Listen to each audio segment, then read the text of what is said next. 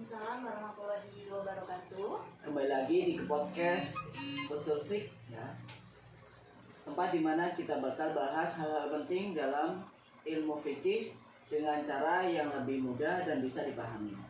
Nah, hari ini kita bakal bahas salah satu teori ya di ilmu hukum Islam yang mana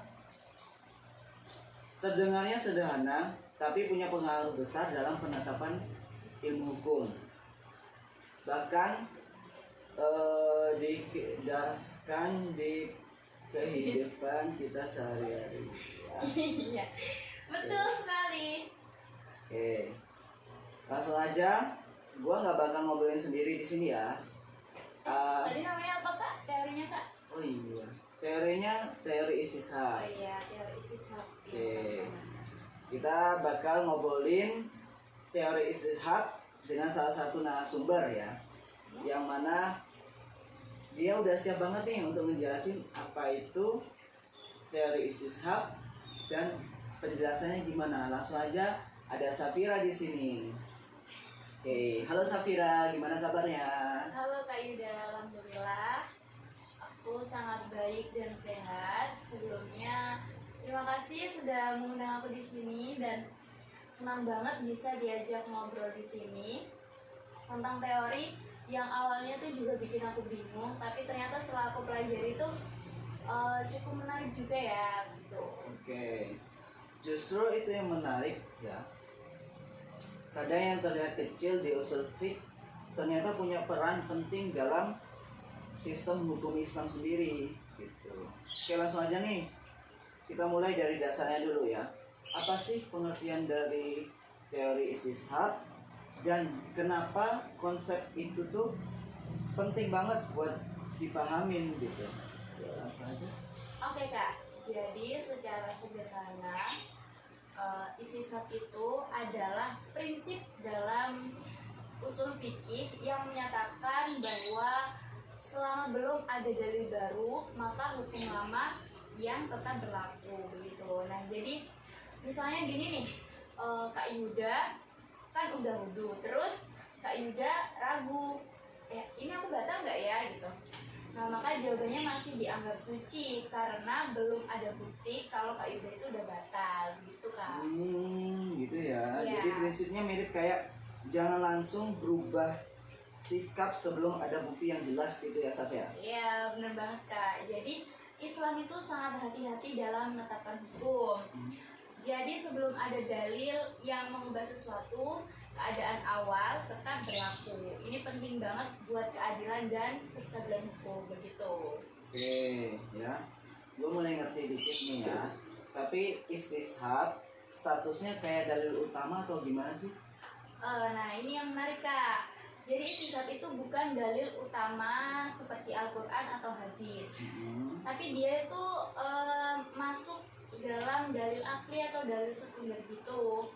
Artinya dia dipakai kalau udah nggak ada nas, ijma atau kias yang bisa dipegang gitu. Oh, ibaratnya cadangan ya. Tapi tetap penting banget ya. Banget Kak. Dan justru dalam kondisi tertentu istishab itu bisa jadi satu-satunya alat untuk menetapkan hukum secara logis dan konsisten gitu Kak. Oke. Tadi katanya istishab itu ada macam-macamnya ya. Bisa dijelasin nggak sih contoh biar lebih kebayang apa itu istishab? Soalnya kan bagi gue sendiri kan belum tahu ya istishab itu kayak mana. Tentu saja boleh Kak. Jadi ada 3 jenis utama istishab. Jadi yang pertama itu ada istishab al-asli atau dia tuh mempertahankan hukum asal.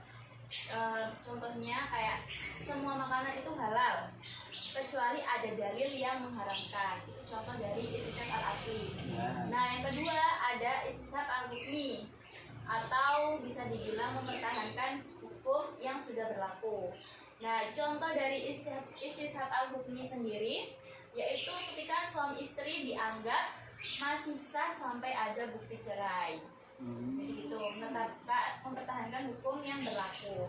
Nah, yang ketiga ada istishab al-wasfi yang artinya mempertahankan mempertahankan sifat atau keadaan. Nah, contoh dari istisab al-wasfi ini, kalau Kak Yuda misalnya udah punya wudhu dan gak yakin kalau udah batal, nah jadi tetap dianggap punya wudhu. Seperti yang aku kasih contoh di awal yang pas aku tadi jelasin dari istisab itu sendiri. Gitu Kak. Oh gitu ya. Iya. Berarti kalau misalnya gua niat belajar dari pagi nih ya, Ya. terus siangnya merasa males, tapi belum ada bukti kalau aku beneran belajar, itu bukan termasuk istilahnya ya? Itu sih istisab versi males ya Kak ya. Oh gitu. Ya, ya, ya. Tapi prinsipnya mirip. Jadi keadaan awal dianggap terus berlaku sampai ada hal yang mengubahnya. Begitu. Oke, oke, oke. Iya. Ya. Sekarang gua penasaran ya. Gimana cara penerapan istishab dalam dunia nyata? Apakah ini cuma berlaku dalam ibadah atau juga bisa di bidang ini gitu loh? Bidang lain begitu ya? Ya, bidang lainnya juga. Ya bisa banget dipakai dalam berbagai bidang Kak. Contohnya dalam hukum waris. Kalau ada seseorang hilang bertahun-tahun dan belum ada bukti kematian, maka secara hukum dia masih dianggap ada. Jadi warisannya belum masih dianggap hidup, jadi warisannya belum dibagikan gitu. Atau dalam hukum pidana, seseorang dianggap tidak bersalah sampai terbukti dia bersalah. Nah, itu juga prinsip istishab. Jadi status awalnya bebas dan hanya bisa berubah kalau ada bukti kuat. Jadi seperti itu Kak. Oke. Wow, berarti ternyata prinsip ini bisa jadi landasan penting ya dalam sistem hukum modern juga.